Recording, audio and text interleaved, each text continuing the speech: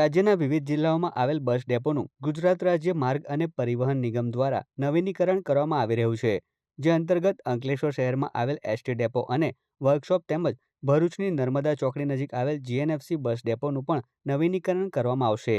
₹14 કરોડના ખર્ચે બંને ડેપોના થનાર નવીનીકરણના કાર્યનું આજરોજ ખાતમુહૂર્ત કરવામાં આવ્યું હતું.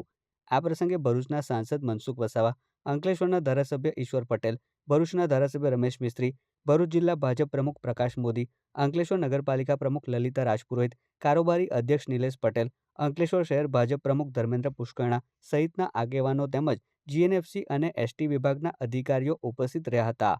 ભરૂચના જીએનએફસી બસ ડેપોનું ₹266.97 લાખ અને અંકલેશ્વરમાં 50 વર્ષ જૂના શહેર એસટી ડેપો તેમજ વર્કશોપનું ₹1,154.18 લાખના ખર્ચે નવીનીકરણ થશે.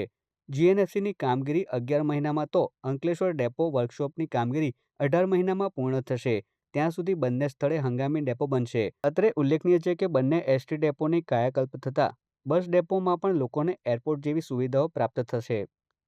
સુવિધા ઊભી થવાની છે, બસ સ્ટેશન ઊભું બનવાનું છે, આધુનિક સુવિધાની સાથે આ બિલ્ડિંગો બનવાના છે અને 11 કરોડના ખર્ચે માતબર જેટલી રકમ ત્યાં આ નિર્માણ પામવાનું છે. આ ખાતમુહૂર્ત આજે ભરૂચ અંકલેશ્વર મુકામે રાખવામાં આવ્યું. આ ખાતમુહૂર્ત પ્રસંગે અંકલેશ્વરના ધારાસભ્ય ઈશ્વરસિંહ પટેલ, ભરૂચના ધારાસભ્ય રમેશભાઈ મિસ્ત્રી અને અમારા ભારતીય જનતા પાર્ટીના નવા પ્રમુખ પ્રકાશભાઈ મોદી ઉપરાંત જીએનએફસીના અધિકારીઓ, એસટી વિભાગના અધિકારીઓ ખાતમુહૂર્ત પ્રસંગે ઉપસ્થિત રહ્યા.